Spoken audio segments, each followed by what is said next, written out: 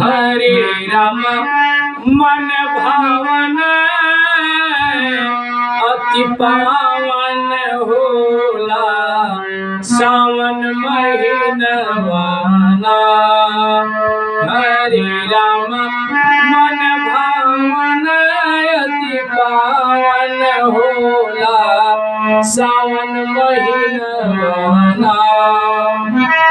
भक्त पहिरी बसंती चोला, भक्त पहिरी बसंती चोला, कांधे पे धई के कंवरिया झोला, कांधे पे धई के कंवरिया झोला, कांधे पे धई के कंवरिया झोला।